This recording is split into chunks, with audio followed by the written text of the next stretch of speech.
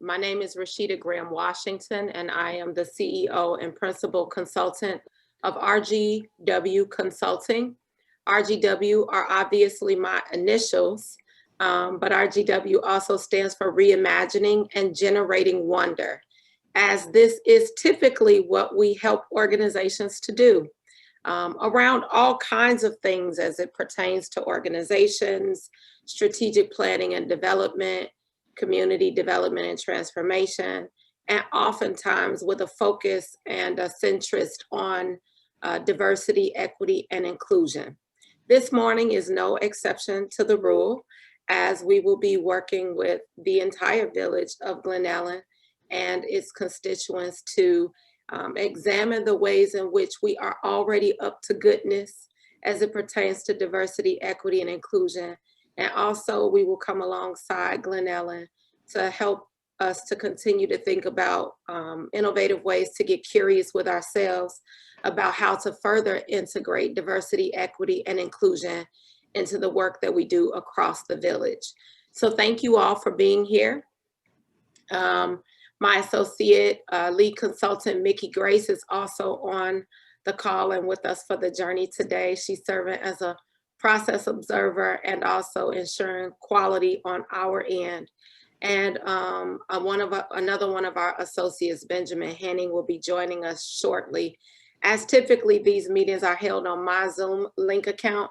He was over there in a party of one, and he will be joining us on this link soon. And so thank you all for being here. I see that we have about 65 people on the call. And so just know that there's a whole audience out there, even though we can't see them all. That feels important to say in 2021 on Zoom. There are people definitely tuned in and watching us and listening to what we have to share this morning.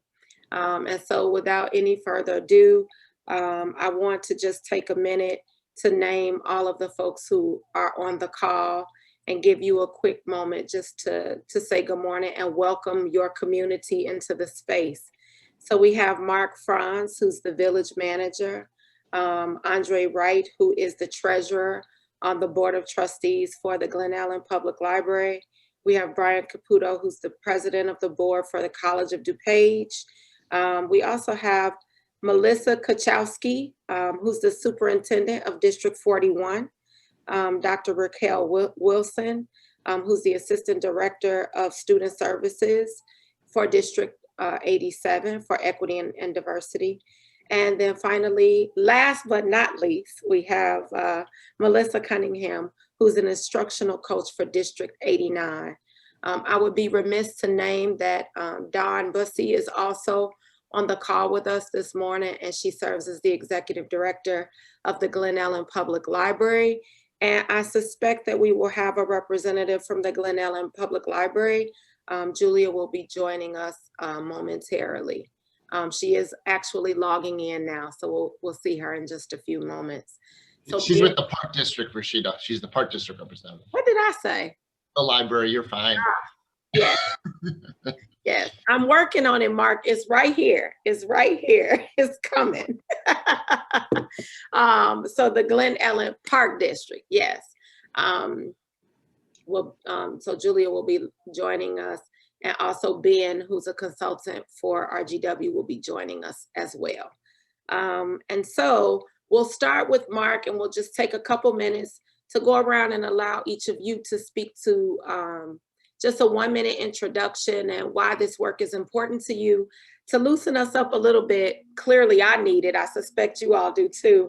And then we will jump right in. Let's start with Mark. Take it away. Great. Thanks, Reesheda. Appreciate all your work on this. And good morning, everyone. My name is Mark Franz. I've been the village manager for about 10 years. Excited about this this process. And we've had one kind of get to know you session, was that a week ago? And I think it's clear that this is a journey that we're on, and we're excited to get this process started today and start listening to all of you. So appreciate the 60 plus or 70 plus people in attendance. Excited to have this conversation. I've got a few staff, village staff members that are in the audience as well, but I just wanted to acknowledge Trustee Kelly Christensen's been kind of our lead person on this, and appreciate all her efforts. And I'm sure she'll chime in at some point this morning as well. So thank you and good morning. Thank you so much, Mark. And now we will hear from Andre. Hi, good morning, everyone. First and foremost, I would like to give a very special thank you to my amazing wife, Tanya Lopez, for making some delicious pancakes this morning to get the day started. If you have not had her pancakes, you're truly missing out. So, so my name is Andre Wright, and you know, Reesheda, I want to thank you and your staff for all the work and the efforts that you have put together to get us all together and have this really critical and important discussion.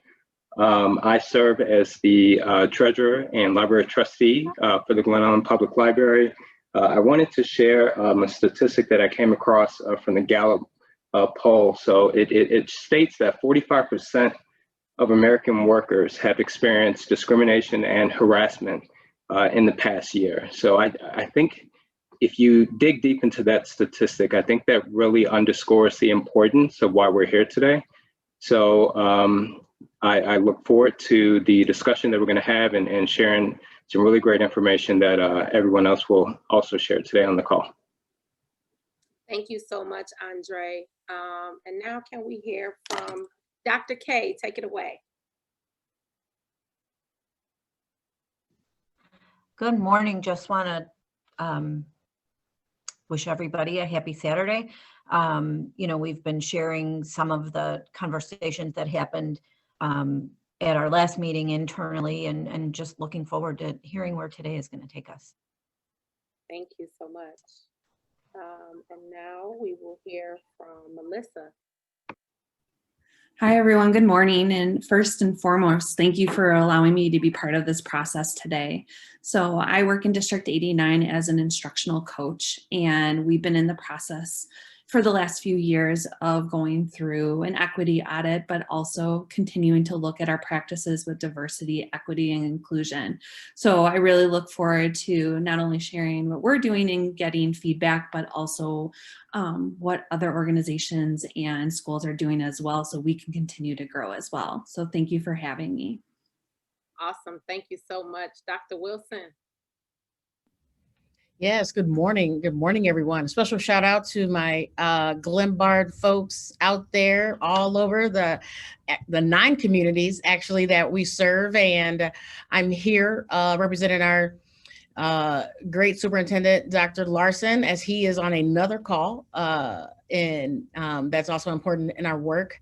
I am Raquel Wilson, and I have been with the district for 9 great years. And I look forward to continuing to lead our equity work, as it is not only the umbrella in which we are under, but it is also the foundation in which we continue to build and grow and get better.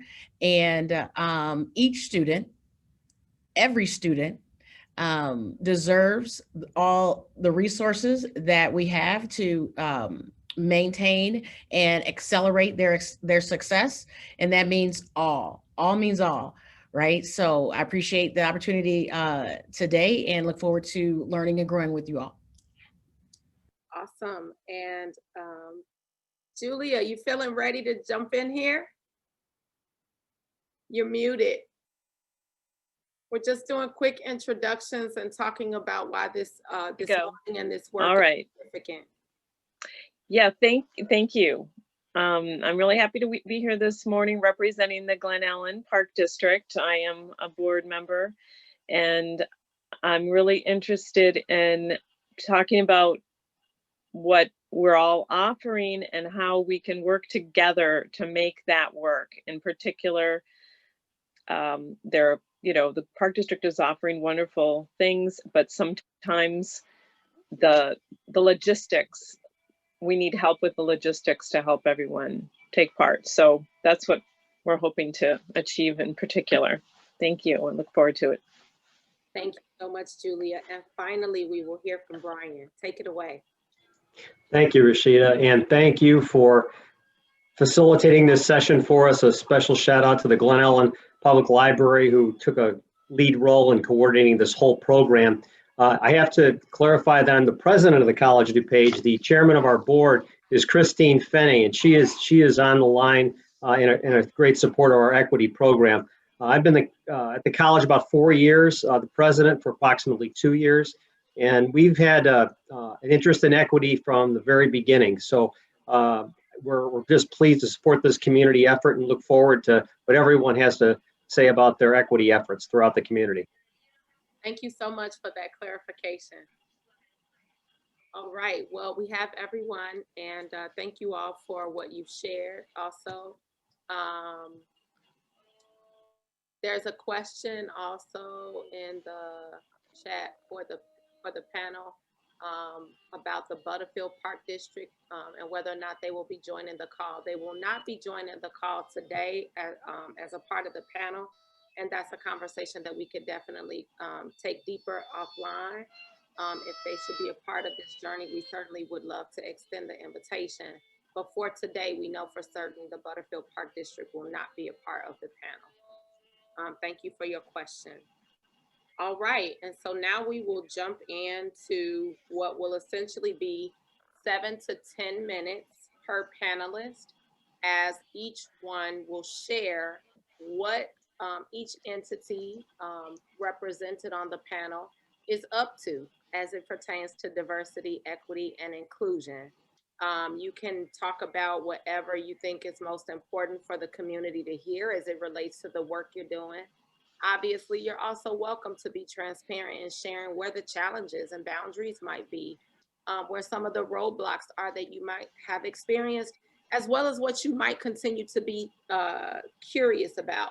It's important to note that there's an art and a science to this work, and that the work is forever and ongoing. And so just for the audience's sake, obviously I'm a Black woman, so I have been living out the impact of how our country and our world engages diversity, equity, and inclusion for my entire life. And every night when I go to bed, I still have new questions about how to engage this work, how to move it further, farther, faster, right? And so as we listen, let us try to engage this from a posturing of grace and understanding and compassion, while also recognizing the tension we hold in holding that grace and that compassion for arguably some of the hardest work this country and this world has to do. And also recognizing that as community members, these are our leaders, right? And so also holding that compassion and grace and humility and how we get curious about the work with an accountability and an expectation, and recognizing the responsibility that our leaders hold in forging us all ahead as it pertains to diversity, equity, and inclusion. I name that as a tandem, as a tension for us to manage as we engage in listening to what our leaders have to share, and that together we can get curious about a way forward that involves us all and calls us all to participate. So we're going to receive our panelists from that place, in that vein. We certainly will have time at the end of our presentations to entertain community questions. So as you listen to the panelists, feel free to write your questions down and hold them to the end, where we will then entertain questions for the entire panel, for you to share what you're curious about as a community with your leaders. And so without further ado, we will start today with Melissa. Melissa, please take it away. Absolutely. I'm assuming you mean me, Melissa. I know there's two of us. Yes, Just want to make sure. yes, thank you. Well, again, good morning, everyone. And again, my name is Melissa Cunningham, and I'm an instructional coach for District 89. And so just to begin with, sorry, I know there's an echo going on, but I'll continue. Thank you. So to begin with, just starting with what we have done. So as a district in the last 2 years, we have started going through the process of an equity audit as an entire district, which looked at collecting and analyzing both quantitative and qualitative data in regards to everything within our district, from practices to systems to structures that we have currently in place. And it looked at lots of different things, from our demographics and discipline data and our assessments and absences and tardies, to our district climate and culture overall, how we're incorporating student voice and family voice, and just our professional learning and growth as teachers and educators within the district as well. And so as part of the audit, they provided numerous recommendations that we are continuing to look at, but also analyzing as a group too. So as part of this equity audit, we also developed an equity leadership team who's made up of our district administrators, so our superintendent, our director of curriculum and instruction, and then principals and teachers. And then intentionally, we try to encompass the diversity of our staff, at least at the present moment, on this group as well too. So this group began working together last fall, and we have worked together to analyze the findings, like I said, of the equity audit, but again, starting to make some of those shifts in our practices. So where we're currently at is we've started to develop our common definitions of what diversity, equity, and inclusion will look like for us, but also what is that common understanding, and then what is that going to actually look like in our behavior and our daily practices. And like you had said, Reesheda, that this work is continual. I think that's an important part of what we've continued to talk about. There's nothing about that this work that's a one and done. So continuing to revisit those definitions, and again, what does that look like in practice? And then lastly, as stated above, the audit has also provided us with some other recommendations that we'll continue to look at too. So developing a long-term plan to increase the diversity among our teachers and administrators is a huge component and something we've started to look at, but again, are in the early phases of that. Developing a long-term and measurable plan to demonstrate our commitment and growth to that equity, and then other recommendations that will continue. So as I said before, one of the pieces of work that we've really started is developing our definitions, but we all agreed as a group that we can't just live in the definition component. We have to move forward from there and really talk about what does that actually look like in our daily work. But we started looking at different resources and articles and definitions to help us develop our own common understanding as that equity group. And then our next steps from there is going to be that we have to share that with our stakeholders, but also facilitate conversation to build those common understandings again of what diversity, equity, and inclusion mean for us, and again, what they look at in practice. What we've been doing though so far is really trying to focus especially on bringing more voices to the table. So one of our teachers at the middle school level, Danielle Bongiorno, who's one of our African-American teacher, has a parent group that she has been working with for the last 2 years and has been trying to make that group reflective of our African-American student population at the middle school. So she meets with them frequently throughout the year, and then like I said, it's been in place for a few years. Uses that group though to provide resources and facilitates conversation, but also more importantly, tries to create that community where they can collaborate and share and voice ideas and concerns. Another group that we've had in place for a couple of years too is our BPAC group, which stands for Bilingual Parent Advisory Committee. And again, they meet with a lot of our diverse families, and the same as Danielle's group, just provides a platform for them to be able to share ideas and concerns, but again, provides a voice to help us reflect upon, and shift our current systems and practices. And then lastly, going along with that voice component too, we have a special education family advisory group. And then our superintendent, Emily Tamaru, also has a parent advisory group that she meets with frequently, that she developed purposely with intention to make sure that our group is representative of all aspects of our community. So in addition to having voice with our families, we've been really focusing also in the last year of how we can bring more student voice into our district as well. That was one of the major recommendations of our equity audit as well. So for the last 2 years, we've had student board members who attend our board meetings and share ideas and give their input. And then each of our principals from elementary to middle school have a student advisory board again, where students can provide feedback, insights, and ideas. And then going along with that, a couple of our teachers have began in this past summer a teacher group that we're calling our anti-racist teacher group, who again is continuing to look at diversity, equity, inclusion. And really the purpose of it is to create that safe space where we can discuss these topics and confront our biases and our practices that are in place and develop those common understandings together. And as we know, most importantly, make shifts in our practice then too, and talk about what does this look like in the classroom? What does this look like at the school level? What does this look like at the district level? And many of the people that attend those meetings are also part of that equity leadership group as well. So lastly, what do we continue to plan to do is continuing to look at the recommendations from our equity audit, specifically really with our area of curriculum and discipline. Like you had said before, just to be frank, continuing to look at our discipline data and really analyzing that and what can we do to make shifts in our practice, and definitely with our curriculum and instruction, of course, as well. And then our hiring process is definitely too. And that is something that our district administrators have already begun the process to look at and looking to make some shifts in that as well.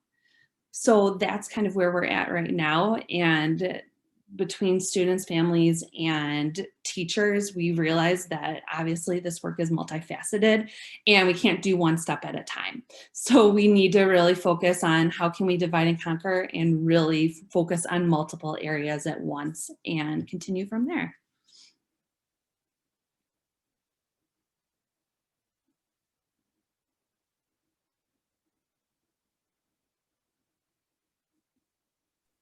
Thank you, Melissa. I was also taking notes as you were speaking. Sure, of course.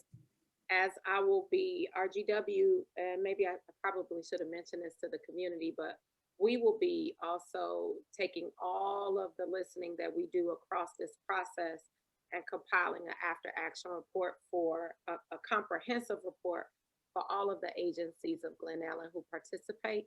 And so much of what you share is also really helpful to us as we try to develop a composite of impressions around DEI for the entire community. So thank you so much for that.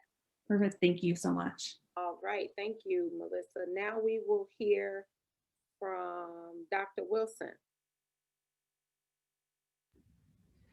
Great. Thank you. And I will share my screen just to give a little, keep me on track. A little bit there. Should be up now. Okay.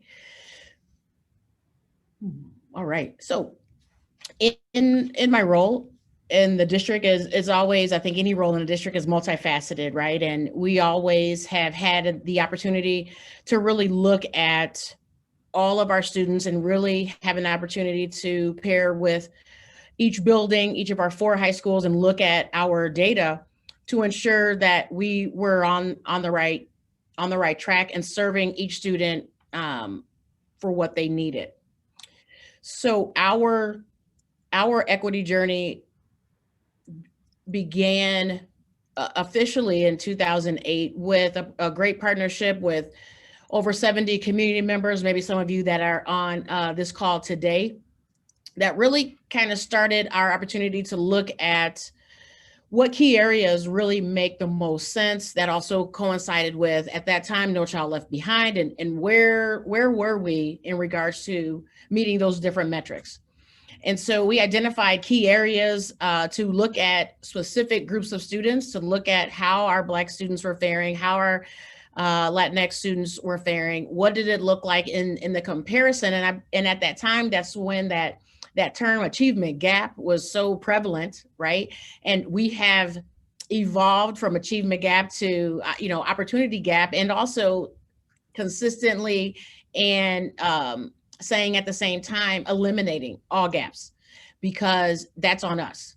So we have to do that. So we've continued on this journey and looking at some survey data from our teachers, from licensed staff to our support staff, and some of the racial disparities that were highlighted that led to our opportunity to partner with the Equal Opportunity Schools in regards to what students were being selected or what students were being left out of the advanced placement process.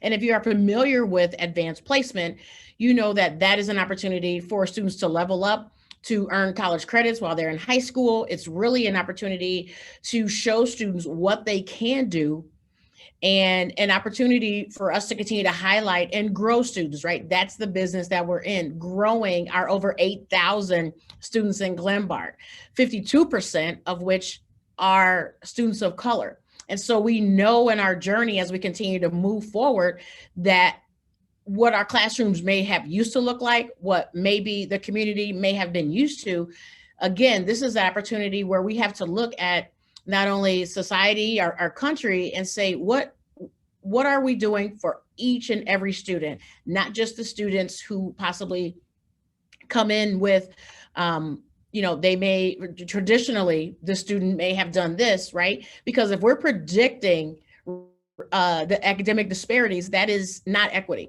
And so we absolutely have to be intentional about what we're doing. So again, many of you may have been involved in our strategic planning through the profile of a graduate process that we engaged in 2018, a little bit in 2019, or into 2019, and really to operationalize 6 core strategies that would help guide not only what we wanted our graduates to have, but that would also be the undergirding as helping us move forward.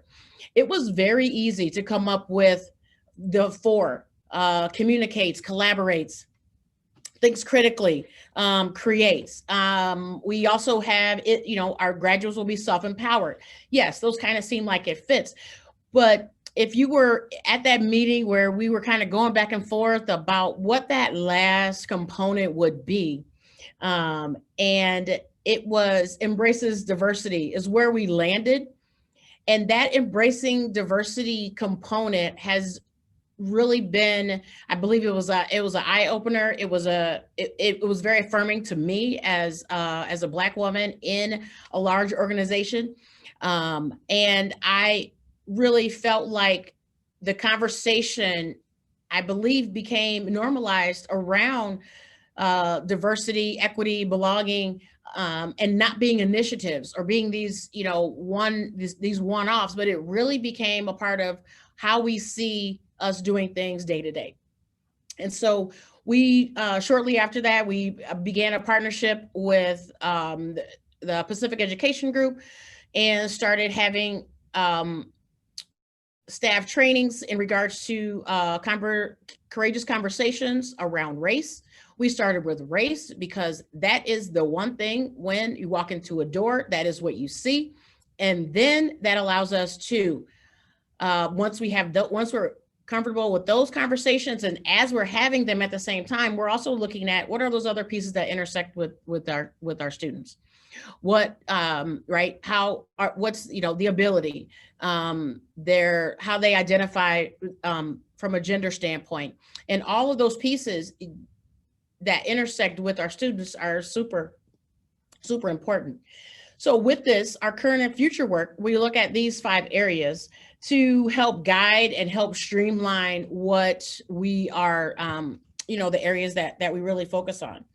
We take the opportunity to, as we're currently looking at these areas to guide our work and to make it so that it is streamlined, and it also helps us know where we're going, and right, because it's multi-year work, it is very much a process, and that while these are numbered, this is not necessarily, well, first we're going to do this, second we'll do this. They're just numbered right there to kind of give those 5 areas that have a lot of breadth and depth underneath them.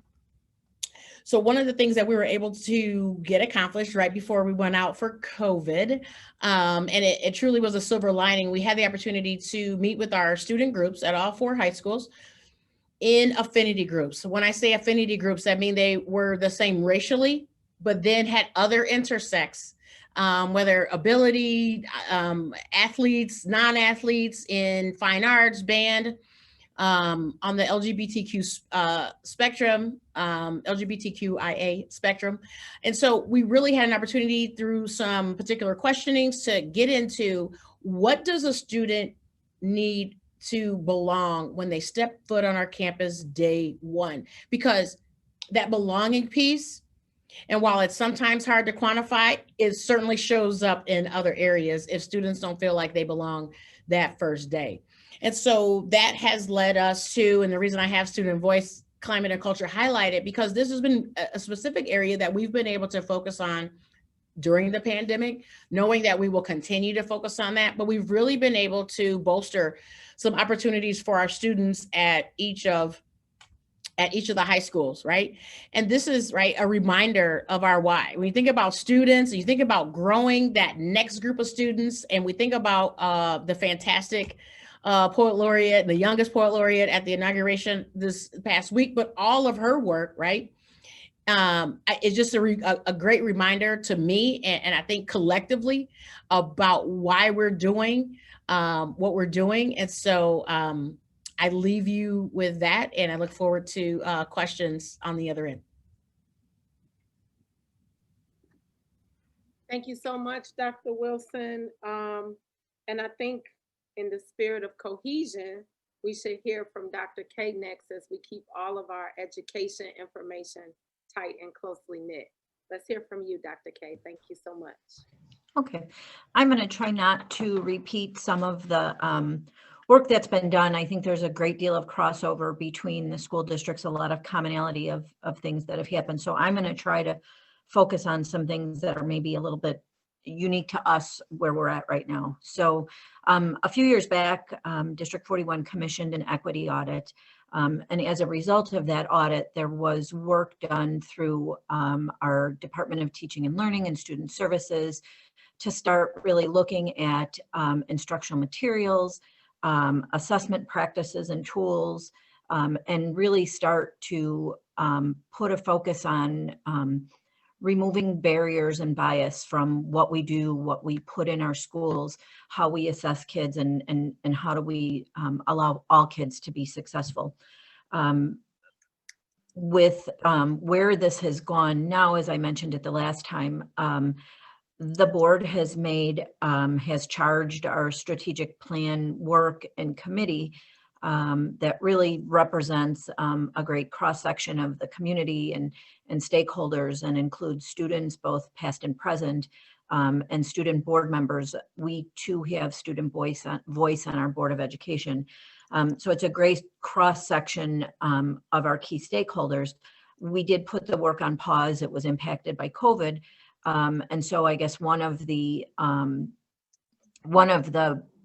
bright spots in that is that while we have had to put that work on pause because you just can't get those stakeholders together, our leadership team in the district is undergoing a university micro-credential process to become fully micro-credentialed in DEI. It was extremely important to us as a leadership team that those who represent every aspect of work and people in the district are able to have a common understanding and a common vocabulary so that we can implement the charge of the district, which was to develop a strategic plan that really anchors to the value of DEI. So we're in the process of doing that work right now and going through that program to learn together just as a leadership team. So it's been, great work so far, and it will continue. Where we see this going is when we are able to start our strategic plan work with all of our stakeholders. As a leadership team, we will have some drafts of products such as an equity statement that we can put in front of the group as a starting point. So not that it's the end point, but it is a draft that really does represent all of the key work and departments and employee groups, to move that work forward from. So, that is really what our focus is right now. We look forward to picking up that work. I think for our board, this has been a big commitment. Sometimes I think the frustration is you need to do that foundational work first so that you can move forward. When everybody isn't on the same page with their understandings and their vocabularies, you know, it's important to do that because I believe our work will accelerate then when, as leaders, we come to the table with these shared understandings and vocabulary, and our ability to implement the charge of the board will be extremely heightened and better and different than all of us bringing something different to the table, different experiences. So in terms of work that's happening differently by us, you know, we're doing a lot of the same things that the other districts have shared, but really did take a little bit of a step back to build that capacity within our leadership team. Thank you so much, Dr. K. I appreciate what you've shared. And we've heard from elementary and high school districts. So let's go ahead and matriculate and hear from Brian at the College of DuPage. Thank you, Reesheda. I'm going to try to share my screen as well. And we'll get this. Okay.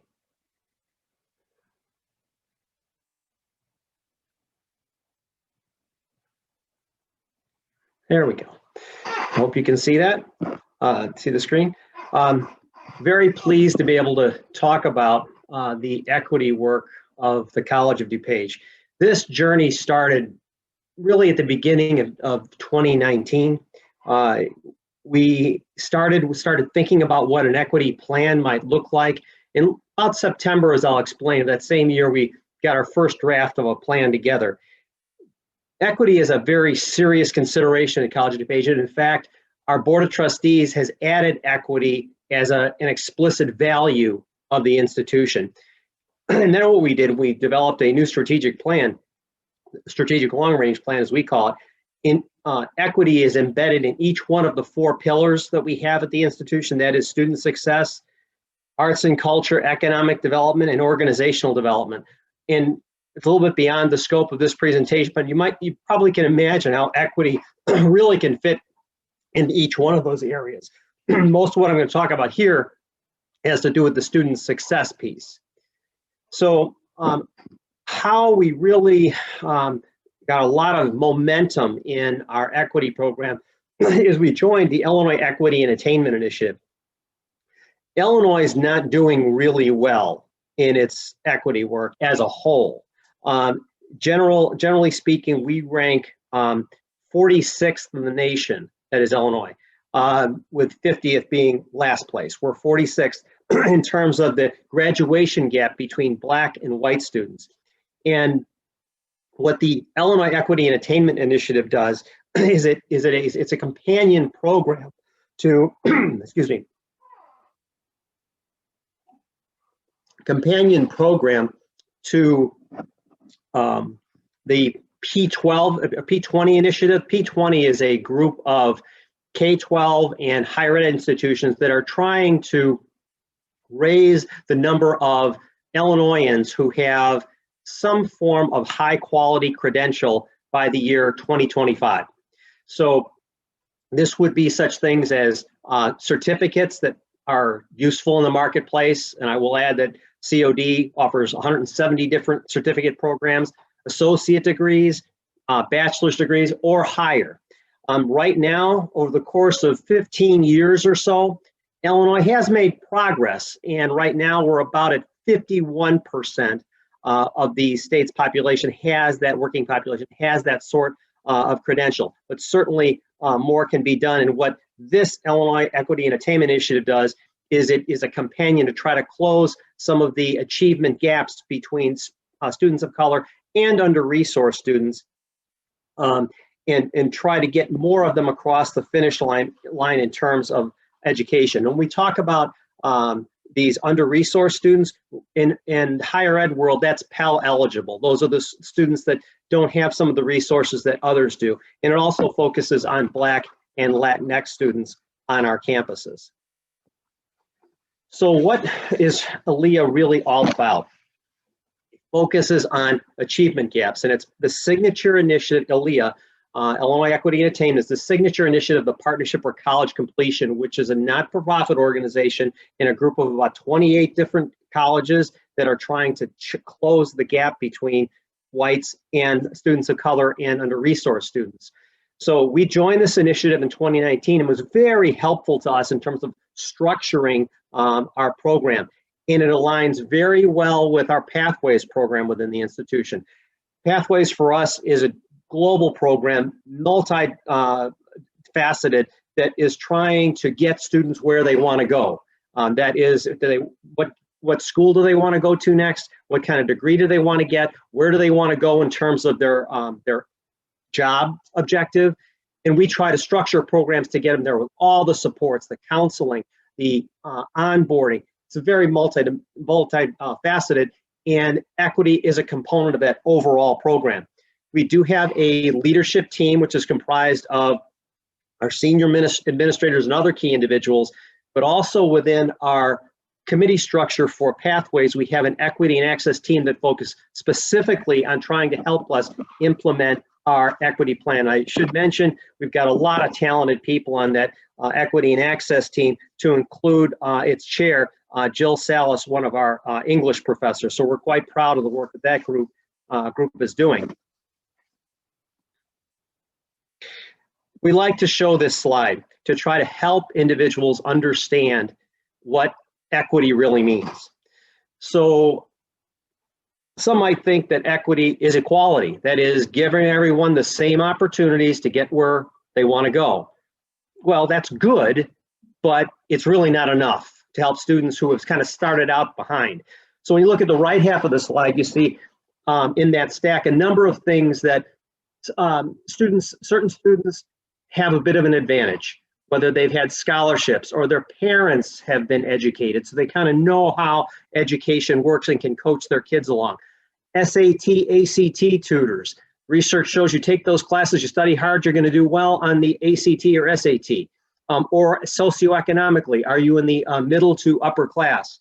Have you had the ability to take such classes as one of my colleagues has mentioned earlier, honors classes, AP classes? Who's got the best teachers? All of these things contribute. So if you've had those sorts of advantages, great. But if you haven't had those sorts of advantages, what our equity plan is trying to do is to help out and try to make up some of those differences, to give, on average, some of our Black students, Latinx students, and under-resourced students a bit of a jump start. So what are we really talking about here? What we're talking about in terms of equity in this plan, primarily on graduation, but there are other elements of our larger plan in terms of persistence from term to term. We don't want students to drop out. We want to make sure they've got the financial support to the best of our ability, that they can keep moving forward and transferring on to the next institution. Here, what we're talking about is making sure those differences, and I'll talk about the differences in a minute, between students of color, under-resourced students, and white students are closed. Those gaps are closed. And this really, and we're trying to do it by 2025. This is really a dedicated effort. I talked about our committee that is set up. It's really one of the largest, if not the largest, committees in our organization all across the institution, trying to think about what do we need to do to move our students forward. And we're really trying to develop something that has annual performance targets, and you'll get a flavor for that in a minute. And we want to make sure that there's enough capacity behind this program to really make a difference. This will give you some ideas as far as the gaps that we're looking at. We have about 21,000 students of College of DuPage, 7% Black, 25% Latinx, 50% white, and 42% are Pell recipients. Now you drop down and you see some of the graduation rates. See that white graduation rate of 29%. Now that's just graduation. We have other students that come through and they don't necessarily complete an associate's degree, but they get the coursework done that they need, and then they transfer, say, after a year to a four-year institution. So that's another measure of success. Right here, we're focusing on just graduation. Then you look at Black and Latinx and those gaps, the gaps shown in red there. They are lagging on average. Of course, not every student of color or under-resourced student is caught up in the gap, but on average, there are gaps. And then you look at the Pell recipients compared to the non-Pell recipients. There's a gap there too. So when we talk about equity, we want to close those gaps. And this is going to take some time. We've got a target to try to get there. But if we're not moving, what we're going to do is this plan is going to adapt. One of my other colleagues talked about it being a continuing program. Yes, it is a continuing program. And we've got some literature that tells us what works in higher ed, but we're going to be doing our own research and say, okay, if we're not getting enough traction, what do we need to change to get that traction? So some of the things that we have achieved or learned about the equity initiative, it really requires college-wide buy-in. And let's be clear about this, not everyone understands this. So part of it's an education process, and some of the engagements that our faculty and staff may need to change a bit in order to maximize the impact. We are looking at data. We're trying to do surveys of how our students perform in a number of different ways, what leads to success. We call that predictive analytics, at least in part. Constantly looking at what works. The stats that I showed you a minute ago, that was a 2016 cohort, as we call it, and how they did after 3 years. That's essentially a standard metric in our field. 150% of the lowest time, or the most common amount of time to graduate. 150%. How well did they make it? Well, how quickly did they make it? We're going to keep looking at that and making sure each cohort gets better. We are engaging students. They tell us what happens in the classroom. They may not tell their instructor, but they may say something through a survey. So we're doing some surveying. Cross-constituency involvement, that committee that I told you about, equity and access, we've got administrators, faculty members, staff members from all different functional areas involved to try to understand and engage this problem. And it's going to be a continuing process of education through readings. We have books that we circulate amongst the institution to help people understand, and we have training also to go along with that. Some specific things that we want to do so far, and this again is going to adapt over time. Within 2 years, what we're trying to do is by fall of 22 is to increase Black student success from 47% to 51%. Now, when we talk about student success here, again, those numbers look a little different than the earlier slide because overall student success is not just graduation. Some of our students transfer out. Some of our students just simply persist. If they're persisting and not dropping out, that is a measure of success. Within 2 years, by the fall of 2022, the Latinx students increasing their student success from 61% to 65%. And then some of the strategies that we would employ, just the first salvo, if you will, these will adapt and change. Professional development. So our faculty know what are some of the best techniques to try to reach students of color and under-resourced students, as well as staff. Staff engagement matters too. So they need to be trained in this as well. We're looking to establish a place on campus for multicultural programming and gathering, a space where it's particularly focused on trying to understand the issue of equity and engage the issue and move us forward. And also looking at our hiring practices and our recruitment. Sometimes, and to get educators, people of color, so you have some percentages that roughly are equivalent to what the student population is, you got to work hard sometimes. It's not a passive process. It may not be just posting a job advertisement in a particular newsletter. You may need to get out and go to the places where they're at and do active recruiting. So our equity sub-teams, I told you about that equity and access team that we've got. We've got 4 separate sub-teams that are looking at each one of those strategies I mentioned, plus we added another. This shows the evolution of the equity program, and this is all within our overall pathway structure. It's here to benefit all students, but this effort is specifically for students of color and those who are under-resourced. So again, we have a recruitment and hiring team. We've got a team that is specifically looking at what might a space look like to serve students of color and those who are under-resourced. We also have a group that is developing thoughts about training. How can we have the most effective training? And also this added group on it doesn't have a specific strategy, but we've come to recognize that financial literacy is a piece. Getting through college and all of the finance implications of it is not always easy, and it's not always apparent to everyone. So there's an education process. We want to engage our students when they start to get in trouble, catch them, help them. Okay, what's the problem here? Let's see if we can work through this. Were you aware of this scholarship? Were you aware of this program? You need not leave the institution. Keep going with your education. That's what this group really is looking at. And just in closing, within our equity plan, which is the undergirding of our equity program, we do have the statement that is a bit of our institutional philosophy about equity. I just draw your attention to particularly the second piece. College of DuPage believes in the right to a high quality education in an equitable and inclusive environment. And then the next paragraph, through intentional design. In other words, we need to take structural sorts of steps to be able to move the needle. We recognize that, and we're committed to doing that. So with that, I will close and pass it on to my ex-colleague, and I too look forward to any questions that you may have at the end of the presentations. Thank you so much, Brian, for what you've shared. I just want to remind the listeners that we will circle back to questions for sure, promise, at the end. And now we are going to hear from Julia from Glen Ellyn Park District. Julia, take it away.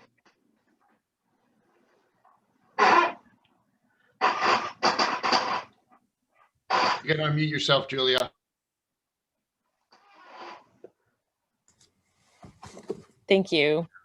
I'd like to express my appreciation to the Glen Ellyn Library and the Village of Glen Ellyn for initiating this process. And a special thanks to Reesheda Graham Washington from RGW Consulting and your talented team for serving as consultants and moderators.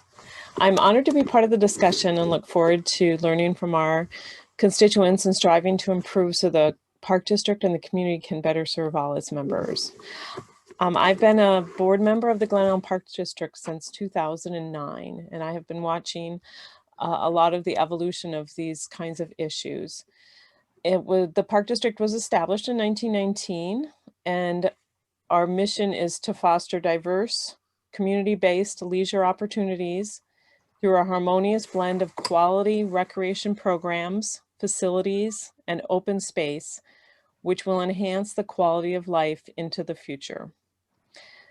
The Park District's goal is to ensure community members feel welcomed in facilities and programs and have access to quality programs and opportunities that enable them to play, learn, recreate, explore, and grow no matter their background or financial status.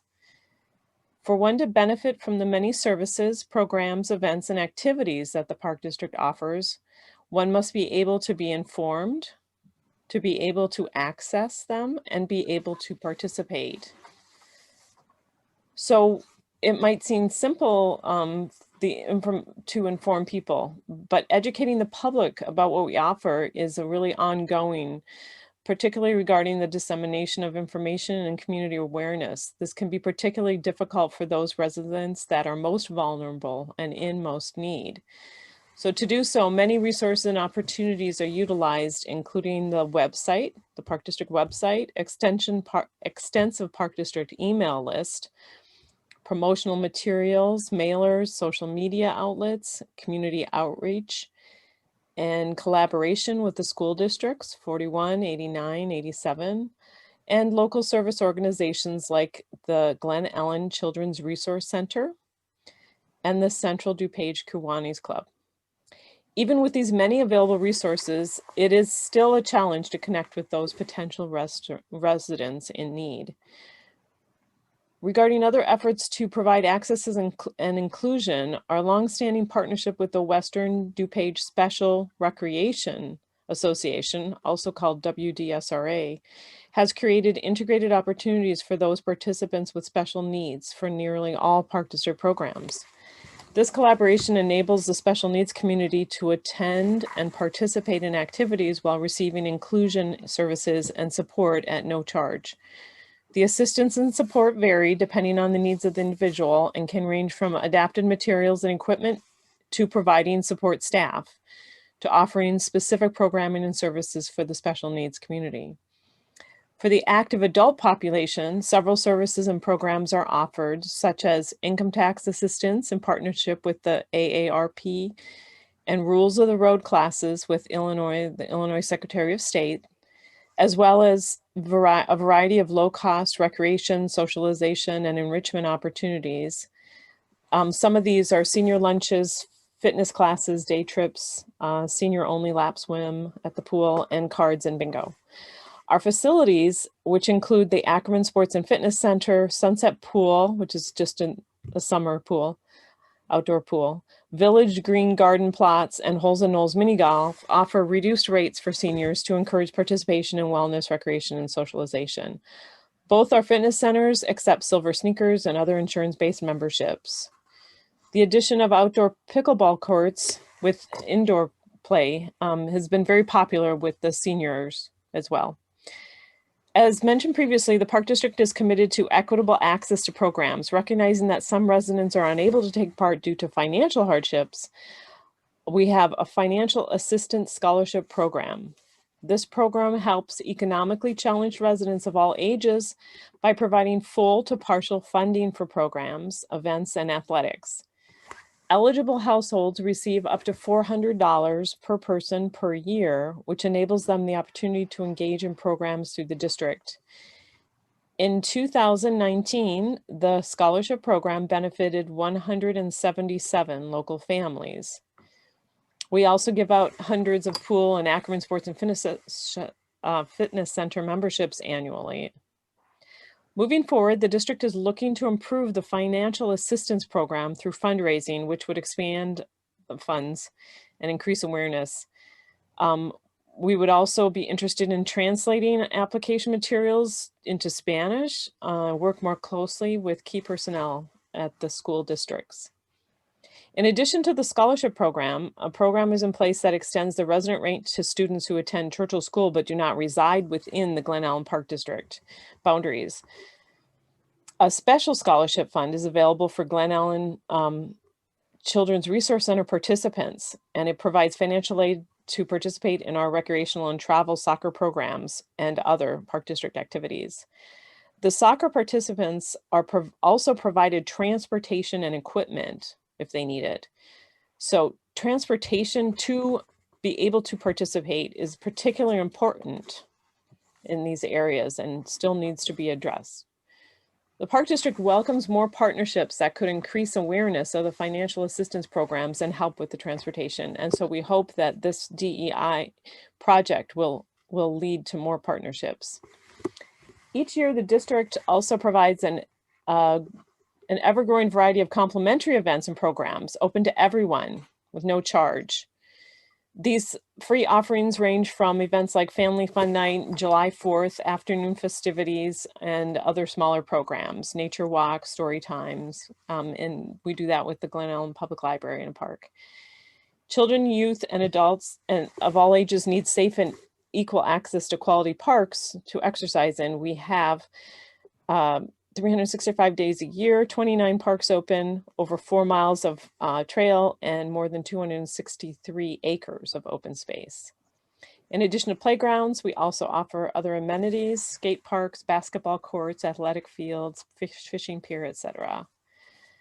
The Park District strives to make its facilities accessible to and usable by all patrons and visitors by meeting or exceeding ADA minimum standards. So we'll be renovating, for example, Newton Park in 2021 with an emphasis of inclusivity, including a sensory garden and other accessibility. The district also impacts local families and supports our most vulnerable communities with its relationships with other local organizations. During the pandemic in 2020, the Park District staged many service-oriented events and will continue to do so in 2021. To date, we've collected over 1,200 bags of food and toiletry donations for the Glen Ellyn Food Pantry. And we will be hosting food drives every month in 2021. We hosted our first drive for Toys for Tots, gathering more than 500 toys for children in the county. And we've had the DuPage County Shop with a Cop. In a typical year, the district assists with coat drives, Halloween costume drives, and more.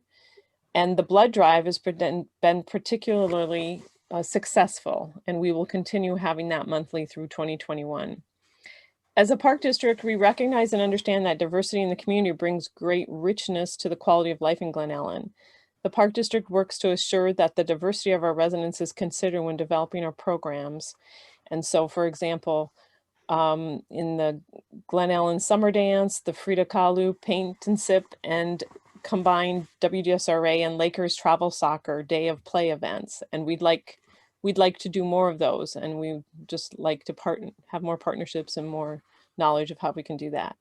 The community demographics are also represented within our marketing materials in images, showing all different variety of races, ages, and genders. And we're starting to change names and descriptions of our programs to be more inclusive. So for example, parent-child rather than father-daughter. And through it all, the Glen Ellyn Park District recognized that there are still many ways we can improve and expand in this areas of diversity, equity, and inclusion. We hope to establish a committee to further evaluate, and it was interesting to see all these different organizations that have equity committees. We have several similar committees for things like environmental and athletics and finance, and that's been very helpful to us. We can create more diverse and cultural programs. We would like to create more and offer translations, more bilingual staff, for example.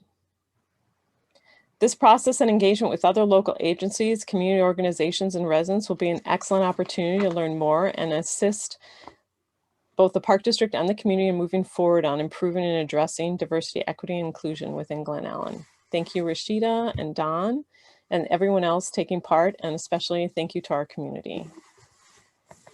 Thank you so much, Julia. Give me just 1 second. I'm finalizing a note here.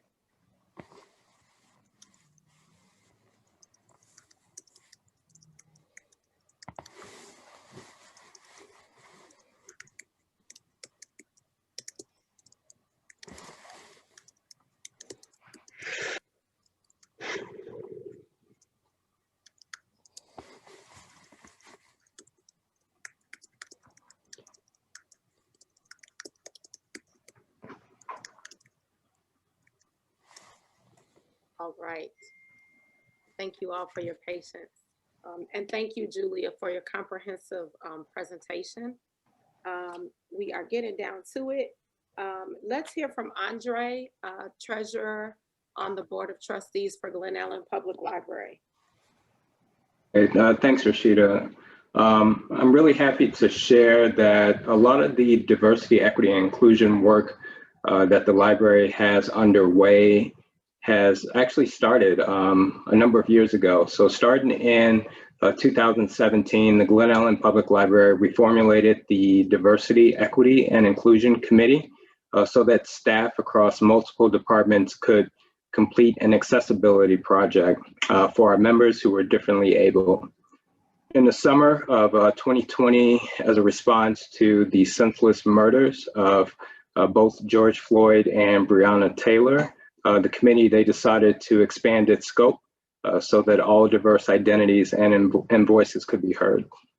The committee's first task that it took on was to complete the Wisconsin Department of Public Institutions Inclusive Services Assessment. Currently, the state of Illinois doesn't offer one, so a decision was made to utilize the Wisconsin Department of Public Institutions assessment. This assessment, it's comprised of essentially a holistic self-reflection checklist with an aim of uncovering how welcoming, accessible, equitable the library was to members and staff. The assessment categories, they range from administration, services, outdoor space, restroom, staff areas, technology, community engagement, as well as self-care for staff.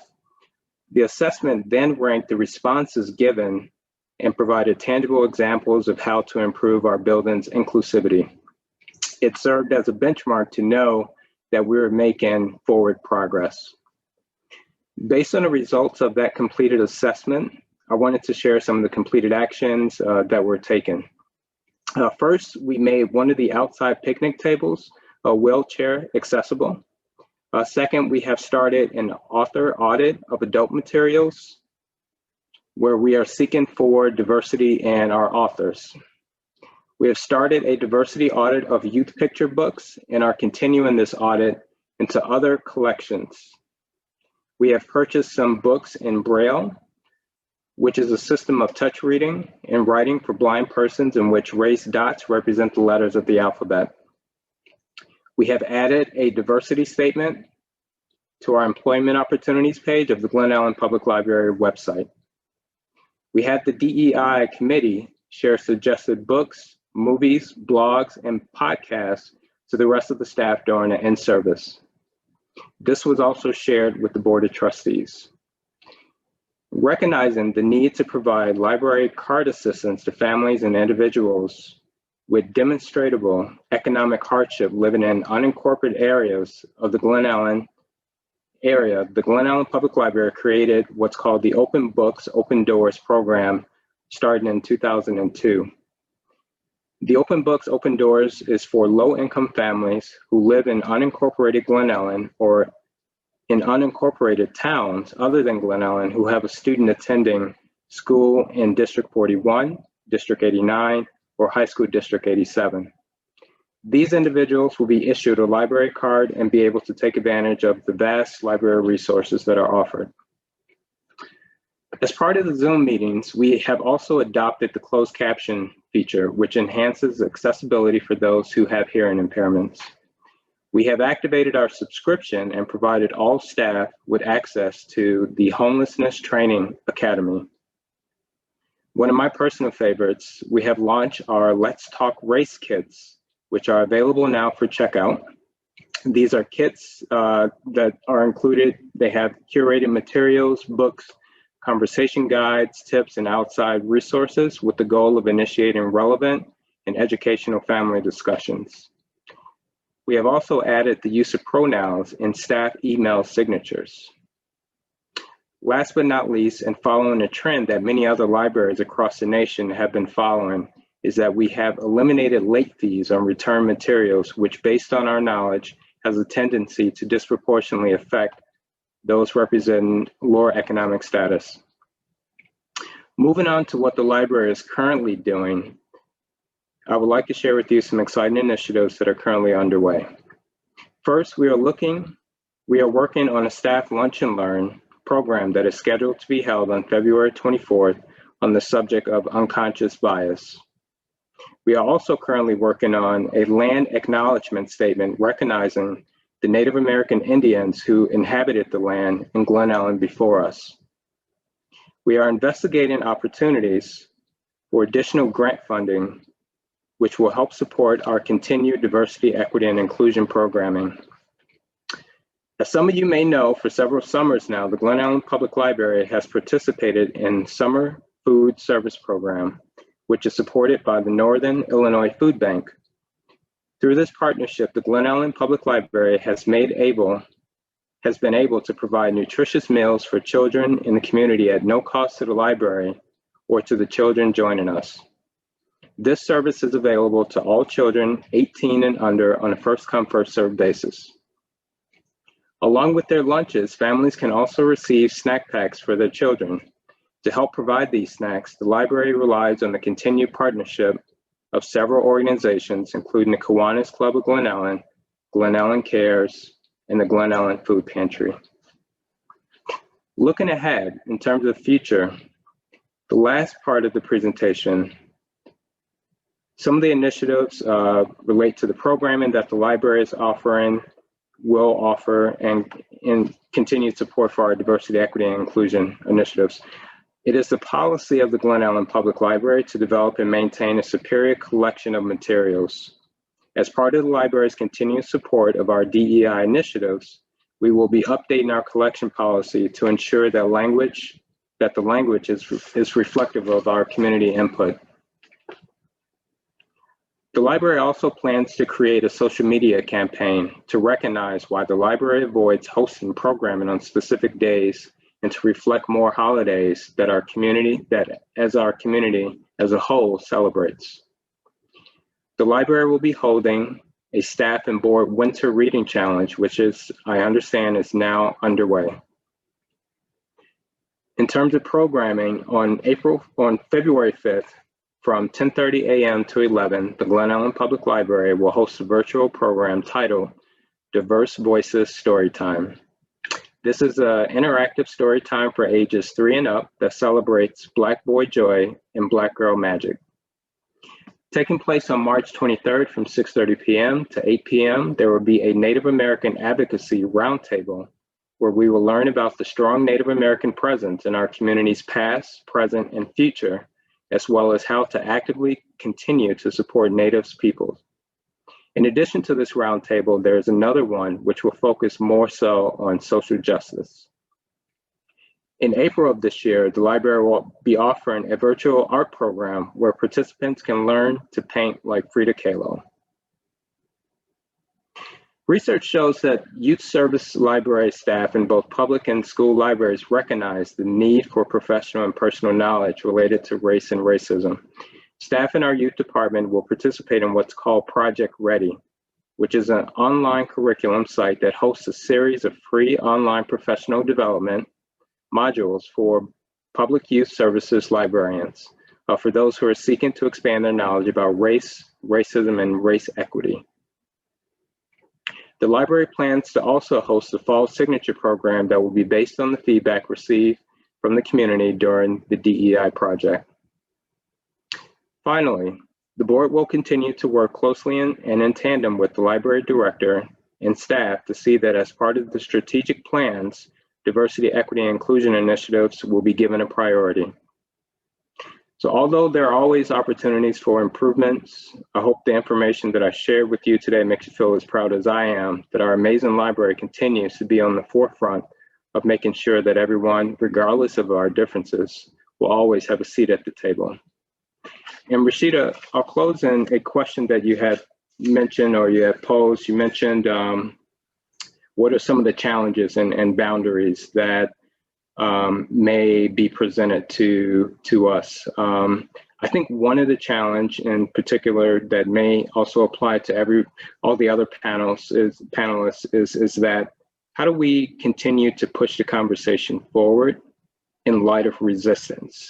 How do we demonstrate the value of diversity, equity, and inclusion and show that? And one of my suggestions is what I challenge everyone is to continue to expand your networks, continue to expand your social circles, have honest, direct conversations without attacking each other. You know, we're living in a time where we're essentially speaking in echo chambers.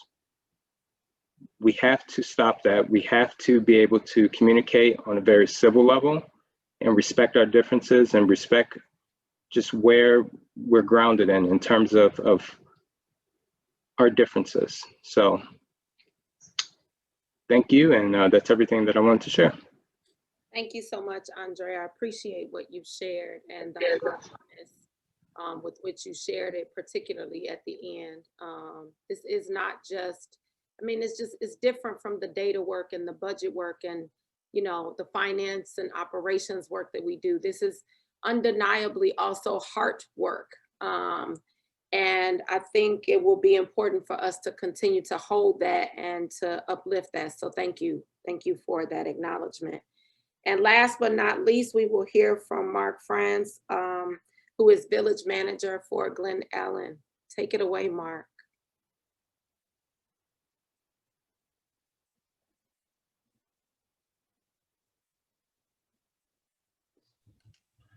the mute button. It's always hard to find the mute button. Andre, really appreciate your comments, and I think I completely agree with that challenge. In addition to just keeping folks engaged in the conversation, it's going to be a challenge too. That's something that came up at our last meeting. So I think that's something that we're all going to have to work together on, and hopefully continue that journey together. So I appreciate your comments. The village has embarked on this kind of journey over the last couple of years, and I won't go through all these slides necessarily. I understand we want to save time for the conversation to kind of begin, but we're excited about this. We're going to identify all of these, the diversity, equity, inclusion piece, and really creates a safe space for these ongoing conversations. So I think that's critical. We are hoping that we get some clear goals and action steps, measurable action steps that we can incorporate into our long-term strategic plan, our 2020 to 2022 strategic plan. And again, I think we've all touched on this, but doing this as a group, I think is much more powerful than doing this individually in separate organizations. So just having this ongoing conversation together, I think is really a great step forward. We want to identify our demographics as a community and understand kind of where we sit today. Now we've got a census data that's going to be coming out here soon, and that could change our demographics, obviously. From an external practice standpoint, I touched on the strategic plan and our mission statement, and I think it's important that we tie this into to our values. We've recently reviewed those, and respect, accountability, leadership, principles of service, diversity, equality, inclusivity, and trust.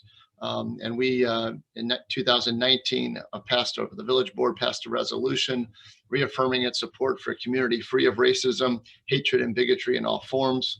And again, that was solidified with our revised value statement. Goals where we want to identify how we're doing in terms of hiring a high quality, diverse workforce. We want to also create a diverse group of volunteers. We have about 80 volunteers from the community sitting on 11 different boards and commissions. So we think we can be more diverse and better represented in those positions. So a plug that this is the time of year we are asking for volunteers. So if anyone's interested, please go to our website and sign up. There's all kinds of opportunities to help serve the community and help guide the village board on critical policy and discussions. So we've started kind of an informal audit process and have identified kind of these 6 areas that the village is going to monitor and track in terms of a diversity, equity, inclusion. So I'll just go through these relatively quickly, but the first is communications. A key step for us was updating our website in compliance with the accessibility standards. And it also offers a Google Translate feature that translates into 100 different languages. So we do more and more things on our website, especially during the pandemic. We were forced to go in that direction more quickly. So having a website that is accessible to more people was critical, and we're excited about that change over the last year. Communication channels, we continue to try to find the best ways to keep our public informed. Many communities have gotten away from the printed newsletter that goes out quarterly. We have not. We continue to see a very a population that appreciates that, and I think it's a great way to get our information in front of everybody on a regular basis. We have a radio station, 1620 AM. I don't have a radio show. I'm not a disc jockey, but we do try to get critical emergency information on that station. We used it for the pandemic, and it's just a unique way to get information to those that might not have access to the internet during an emergency. We use water bills, social media, a number of different ways to, again, try to get information to as many of our residents as possible.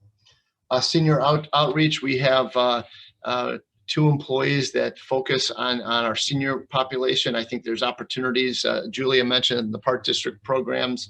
I think there's ways to partner with the Park District and maybe the Township to do even more with the senior outreach. But we've been focusing, at least over the last year, on getting information to them. This pandemic has been especially difficult on our seniors and lack of access. And so we've been reaching out to them more regularly and really focus on medical assistance in terms of them filing important paperwork to get coverage, as well as some transportation needs. So those are the 2 areas we focus on the most.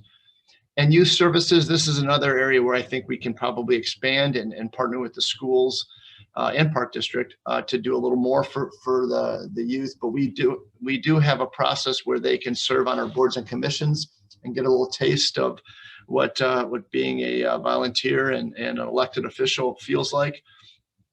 So we've incorporated them into that process for many years.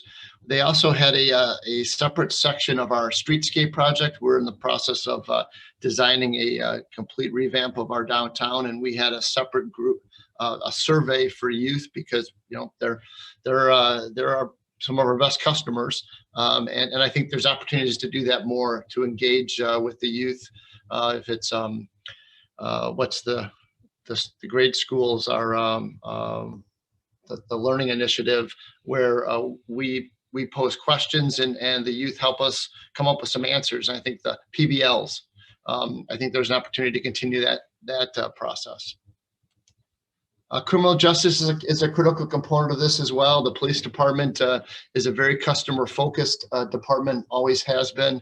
They've got a clear statement of purpose, clear statements of values that have been in place for some time, that have always focused on respect and without prejudice, serving the community, and that certainly will continue.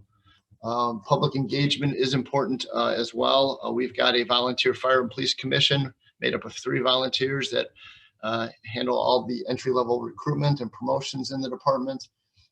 We do daily foot patrols and customer service focused programs. We've got a DARE officer in the grade schools. We got a school liaison officer in Glenbard West. There's some senior programs that the police department are very involved with. The police chief and others from the department have a once a month coffee with the cops when we're meeting face to face. That will start up once we get back to normal. There's ride-along opportunities, a police academy, and a very strong support for non-for-profits in a variety of different ways, and I'll touch on one in a minute. Training and policies, that's something we're required to do in many cases, but we go above and beyond, and that's just a list of some of the training requirements in the police department.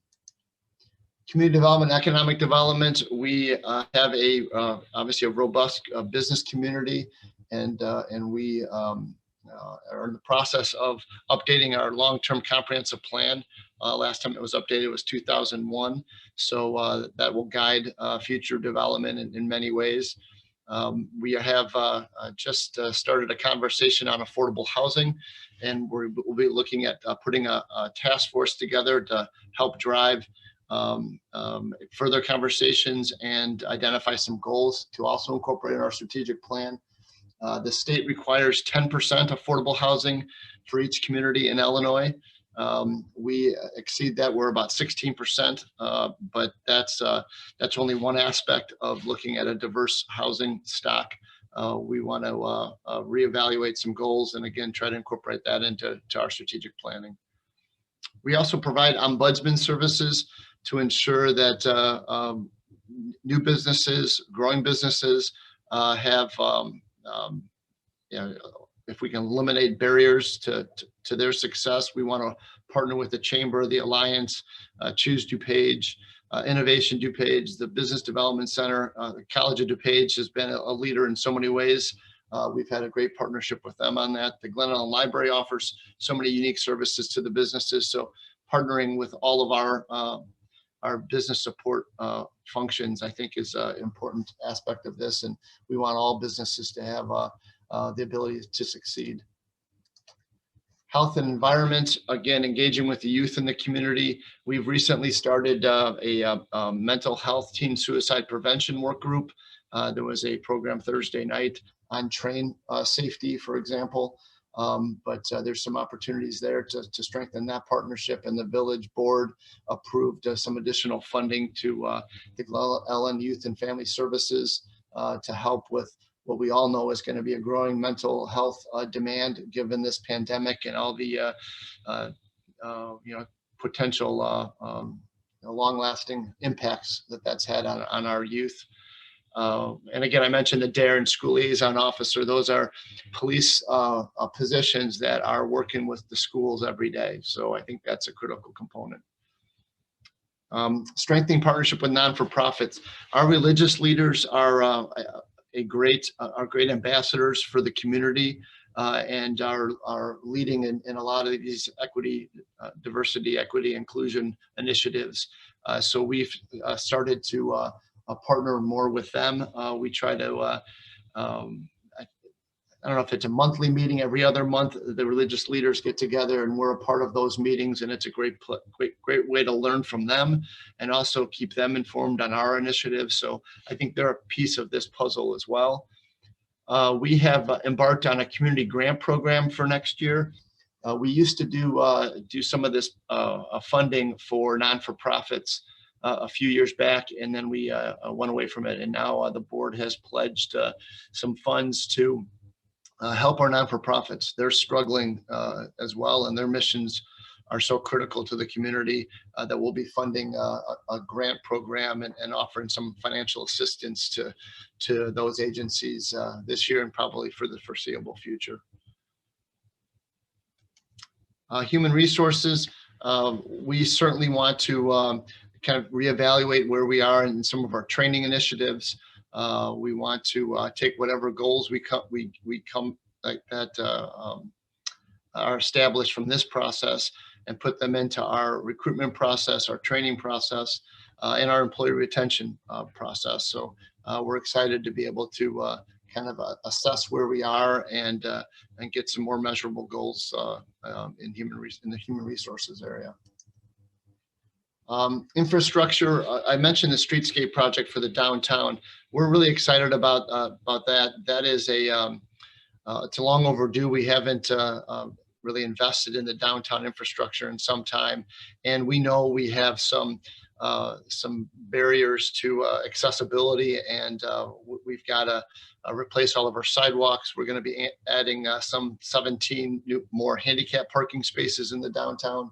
We're building a parking garage that's going to have a number of handicap parking spaces on the first level there. So I think it's just an opportunity for us to not only invest in the downtown, but meet some necessary ADA accessibility improvements and just improve the pedestrian feel for the downtown at the same time. We've done that a little bit over the last 5 or 6 years with our new facilities, new police station, renovated civic center, the Village Links clubhouse, all have been renovated, and we've certainly made some ADA improvements that were long in coming. And then more on a transportation level, we're hoping to partner with COD. One of our comprehensive plan goals is to create better connectivity between the train station and our downtown and COD. That's something that we're going to continue to strive for. A new train station we hope is going to come on board here in the next 5 years. And the train station has some ADA deficiencies that we want to address. And then just bike plan and incorporating bike lanes and racks and amenities just to identify alternative transportation methods for our community is a component of this as well. Future areas of improvement, I think there's a host of things that could be on the table, but things that our team has identified early on are, and I mentioned this earlier, bringing more people to the table, more public engagement. And this is a great place to start, but we have more work to do. evaluating our senior services and coordinating it with other organizations. I think there's opportunities there. Evaluating service delivery to non-English speaking residents. We know that population is growing and we've got to grow with that. So, sorry, I have a little typo here. Our overall recruitment assessment is something we have just started to review, and again, hoping to get some tangible goals and action steps from this process.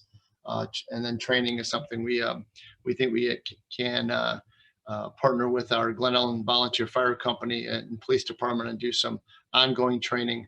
The police department's required to do implicit bias training annually. Maybe that's something we can do on a broader basis village-wide. So again, we're hoping that these measurable goals and action steps can be identified, incorporated into our strategic plan that was just approved last fall with this, the DEI as a strategic issue that we wanted to look at. And this is a perfect way to incorporate these goals moving forward. Did I go over my 5 minutes? Probably. Of course not, Mark. No worries at all. No, this is perfect. We have about a half hour left, and we will use all of that time to wrangle some of the questions. Off the top of my head, I can respond to a couple of things right away. There will be an after action report as we complete this journey of discovery together. RGW will recommend that that report be shared in some capacity, whatever is most appropriate, with each of the agencies, obviously, to share with their stakeholdership so that that's available. We hear the wondering, Tim, about Butterfield Park District. That's something that I can talk with Dawn and Mark about as we move forward. So that's on our radar for sure.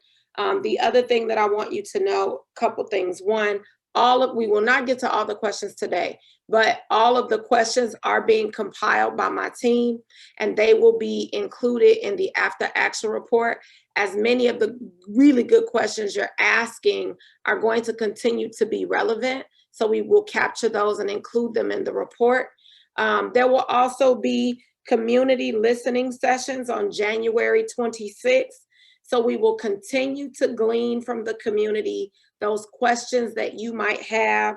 There's a listening session from 10 to 11 on January 26th.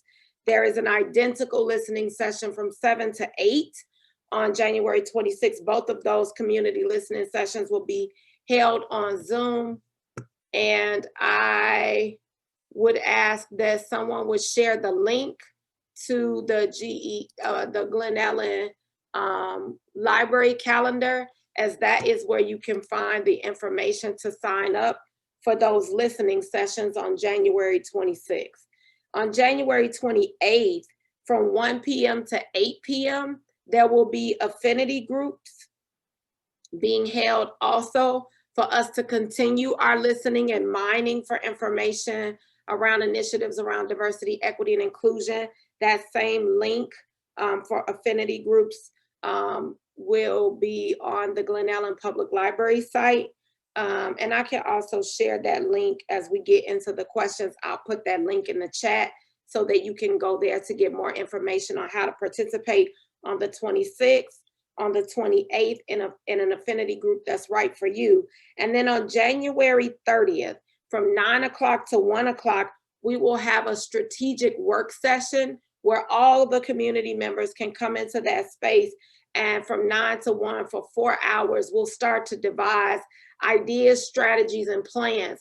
Some of you have started including those in this chat. This is being recorded, so we can certainly mine those as well. But there will be a time set aside, 4 hours on the morning of the 30th, for us to continue to strategize around some of these notions. So let's hop into some questions. And I'm gonna just go in the order that I received them.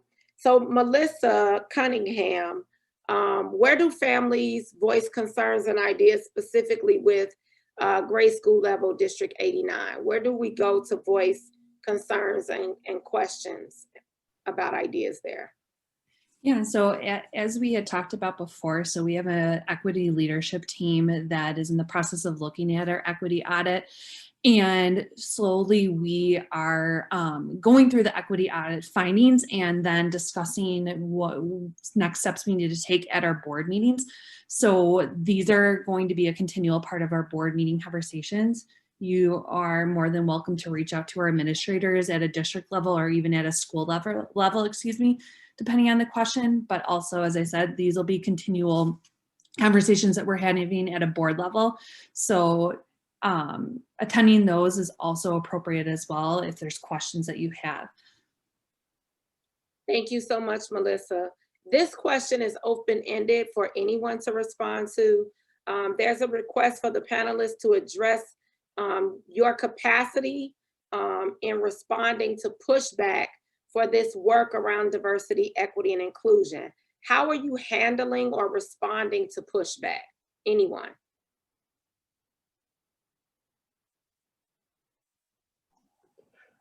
Well, Reesheda, maybe I can start. This is Brian Caputo from College DuPage. I think part of this is helped by the recognition that not everybody is starting from the same place and the same basis of understanding. So some pushback, if you will, that if you want to call it that we've received is really revolves around that idea. They haven't heard some of the terminology that's typically involved when you're talking about race relations. So it's an education process, and you have to. I think you have to be tolerant on both sides to understand that we need to go slow to some extent and understand that everyone needs to be educated and brought to some level of understanding so we can have a discussion and understand it also that it's not. We're here to do good, right? We're here to do well for all of our students, including those of color. So if you're operating from a place, as we are at the college, of that underlying principle, you can find a way to talk.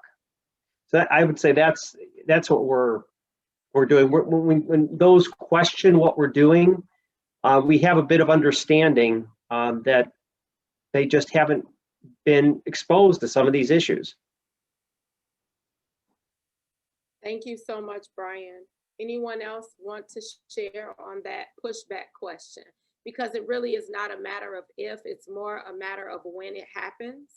And so if we have some more tangible, practical application, Dr. K, go for it. Right.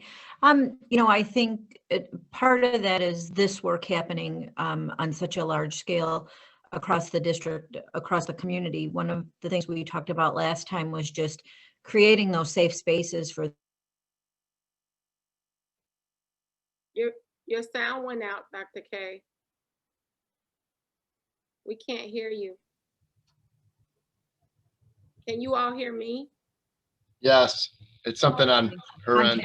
To, and educating the community so that each of us can have those conversations. So for us, this is key.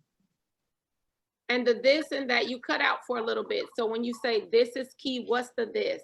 Right. So I think opening up these conversations on a larger level really does set the stage that there is a commitment within the community so that each organization does their work. It doesn't come as a surprise to the community. It's connected to this larger work and this larger commitment. Yes, I love what you shared there. In some ways, the response to that hesitancy is going to be the idea that there's a comprehensive strategy and a comprehensive way forward. The messaging in that will be a huge support to each of the agencies represented here because we're part of this larger body of work. Thank you so much for sharing that. I know that one of the questions is, can we get a copy of the PowerPoints? I know that, Don, if you could drop a note to me in the chat. I know that this entire process here is being recorded, and I'm curious about how other people might be able to access that, even if you weren't a part of the community today, to be live with us. I imagine there's a way for us to do that. Reesheda, Yes, can I jump in on that, just that last question? absolutely. Kelly Christensen texted me, I think, a very important component, and that is we're not introducing this DEI initiative in order to marginalize any group, and that's not the goal. We want to do this so we're all included. So I think that's a well said, and I think we should keep that in mind. Thank you so much for that.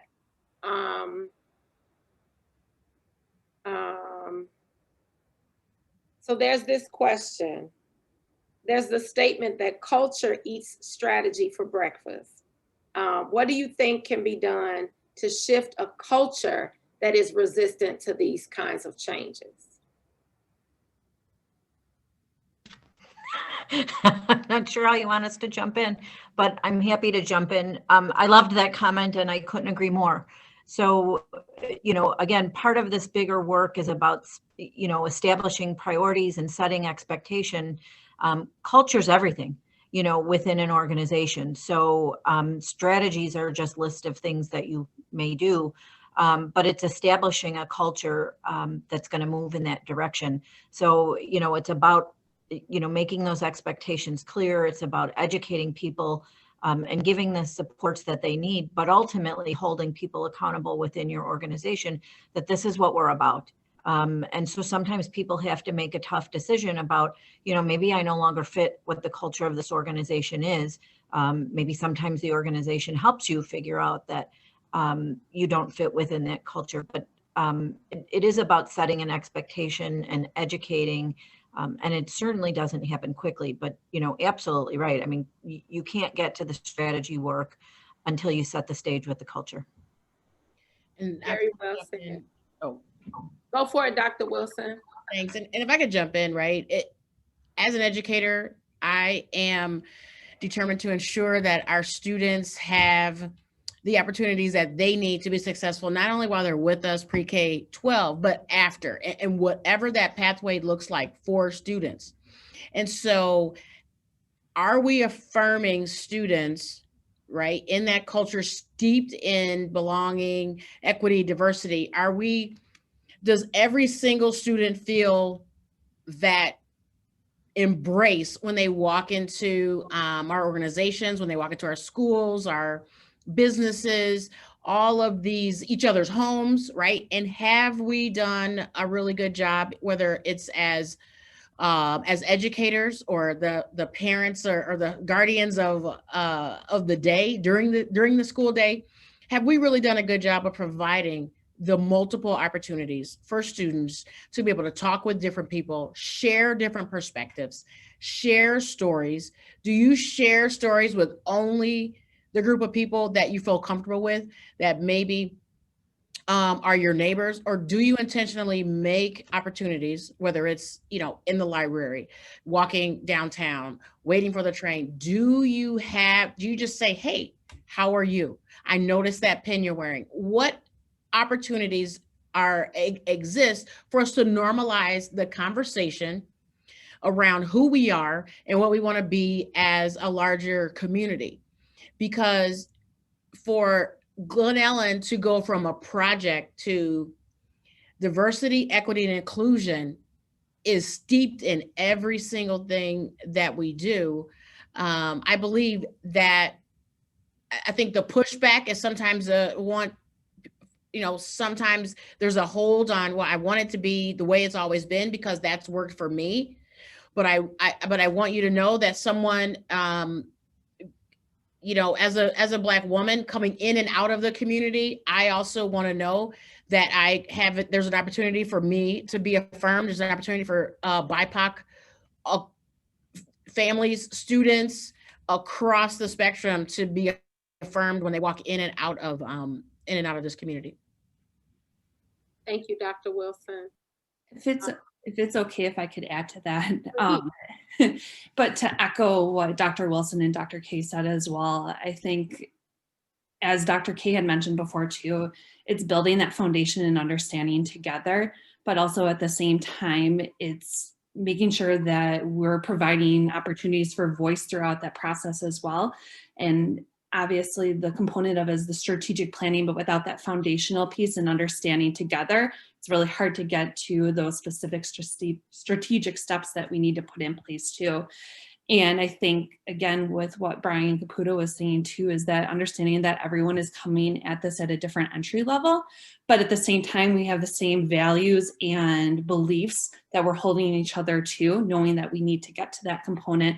But again, accepting that people are coming at this from different entry levels too, and just the importance of making sure that they have a voice in the process so that we're building that understanding together.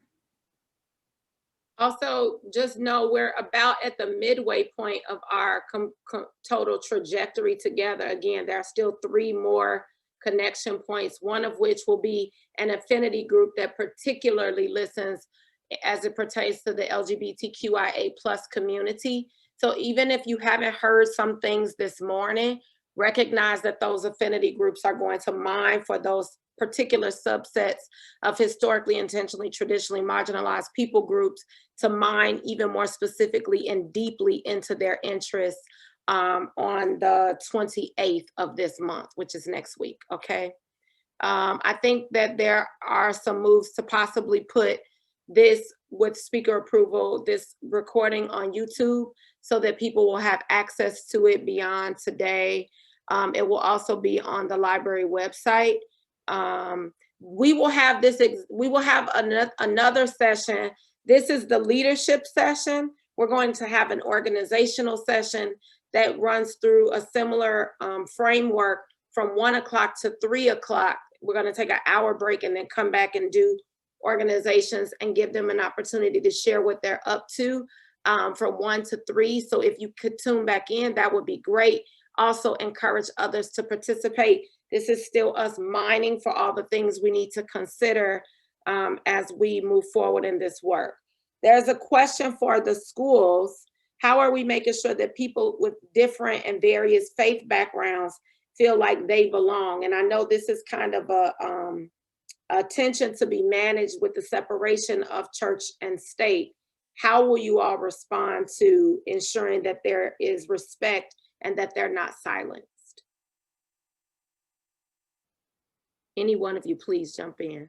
Sure, I'll jump in. At the high school level, and of course, because students are a little bit older and a little bit more mature, that students, that they have a space to meet as a collective, and that we provide those opportunities, and really the students lead that.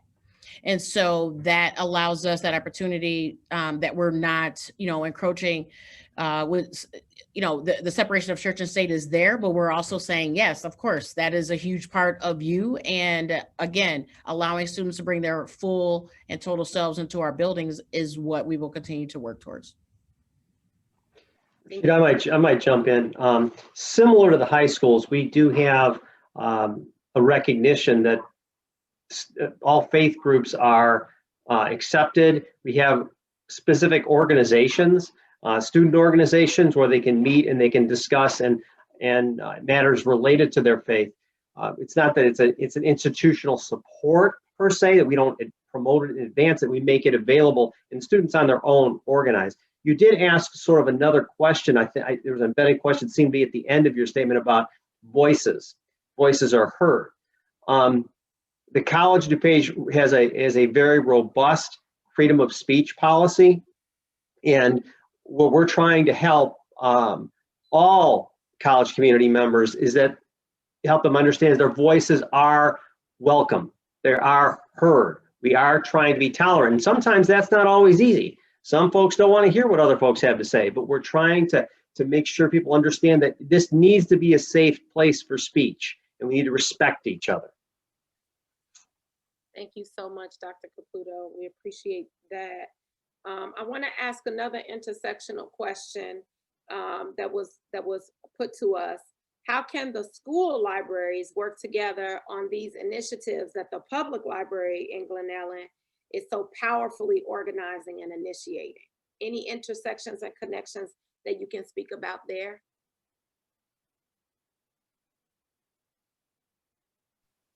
I can jump in with that too. And so we've been working a lot with our local library, and luckily our school libraries work in close connection with the Glen Ellyn Public Library as well. But we've worked hard and budgeted to provide a variety of different books and resources for students from grade school to middle school that are diverse. And when it comes to curriculum planning, even this past summer, have really looked into how are we incorporating more diverse book options into the classroom and the curriculum. So not only providing those books and those resources in the actual classroom library and promoting those, but also how can we integrate those as part of our curriculum as well too, purposely throughout the year, and in, like I said, various different grade levels as well. So it's definitely an ongoing initiative in that way of making sure that we're providing books, but like I said, also building that connection between our curriculum and the books in our library as well. Thank you. Others on that topic? And at the high school, very similar to what Melissa said, our 4 librarians and obviously our 2 that are in a Glen Ellyn work closely with a public library, and also with our Glenbard family and parent series when there is a community read, and ensuring that those materials, supplemental materials, additional materials that tie to the curriculum are all, has been a really great collaboration for us in that angle. In addition to, we also complete an in-house author and novel audit in our English departments to also ensure, right, whose voice is being heard, and when students have choice, what does that choice look like, and then what our anchor texts are. So we also do that, and then are in conjunction and maintain that communication with the public library to ensure that students, not only, as we issued iPads, students have it on their iPad, but also if they would like to check it out, what other resources do we have, and have that sharing component. Right. Reesheda, just to maybe jump in, I think we've talked about what we're doing each individually as districts, but I also think the one thing to emphasize is that we're extremely fortunate in DuPage to be part of the DuPage County Regional Office of Education, and they have been doing extremely robust work in the area of DEI for some years now. So it's not only what we learn from each other, in proximity to each other, the districts within our community, but also that we have a support network to learn from and share ideas and share resources happening on a very large level in this county. And so it's something we don't get the opportunity to talk about a great deal. But I'm extremely proud of what our regional office has done in this area just to help districts move forward. Thank you so much, Dr. Kay. There is a question for Mark specifically about the notion of the police department's composition being aligned to the demographics of the town. Is there equal representation in a way that mirrors the demographics of Glen Ellyn? Yeah, a fair question. We've looked at it more holistically, village-wide. I can't say we've done it department by department. Just anecdotally, we've had some success recently in improving in the gender arena. And I know we've got a number of BIPOC officers, but I don't have those numbers handy. And I think that's something that's why we want to look at our recruitment strategy and identify some goals and incorporate that in our long-term plan. Thank you so much. I appreciate your transparency and your response. Part of the reason why we're here is because we recognize that we have work to do. And a lot of the questions you're asking, we're going to not only compile them as a part of the report, but we will organize them based on the agency that is most suited to include them in their actionized way forward. So even if you don't hear your exact specific response on the call today, know that it will be included in the comprehensive report, and that it will be the questions will be disaggregated based on the agency who is most appropriate to respond. Okay. Let me see. Have you considered studying the history of systemic racism in this country as a foundation to future progress? Implicit bias training is good, but I'm not sure if it's enough on its own. I can jump in real quickly. We embarked with the high school's program this fall, I think it was, that Glenbard Parent Series recommended the book Stomped, and then had the author out to speak to the community, and he was fantastic. We've had our management team all read that book as a kind of a first step towards creating a foundation of discussion. So that's a recent initiative that we participated in. Thank you. Others? Our at the high schools, our social studies department chairs have embarked on a journey looking at what we are teaching, how much we are teaching, and how centric and whose stories are being left out and whose stories are being affirmed in history. And there was a recent Illinois legislation that was passed in regards to ensuring that we have stories through the LGBTQIA lens, and then also looking at the state of Illinois has recently adopted culturally relevant teaching standards, and that's going to infiltrate every single piece of curriculum in all those areas as well. And so that is right. Those are some areas in which we can start and then continue to move forward. Thank you, Dr. Wilson. Mark, I'm going to ask you that question out loud right now because it's come up a couple of times. Can you elaborate on what constitutes affordable housing? Is it permanent housing, apartments, condos, standalone homes? How do you respond? Yes, I was just typing a response to that one. I am not an expert. That's why we are creating a housing task force. But it's my understanding that it's all of the above. But that's one of the things we're going to be tasked with is evaluating in more detail, where we have gaps. I know age and place housing is something we've been talking about for many years.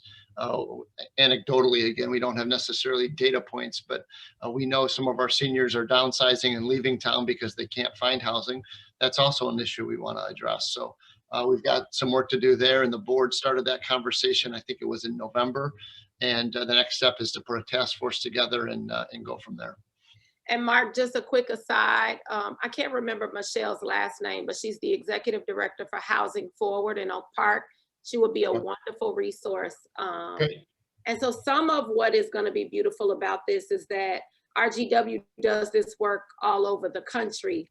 And so as you start to look at specific areas as it pertains to DEI, we also have folks we can connect you to who might be a wonderful resource in that particular area of DEI work. There's one other question from M. Sinek, who is running for village president.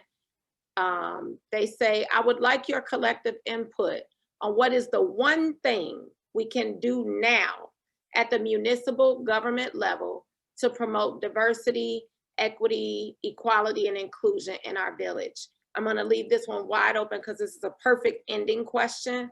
What's one thing?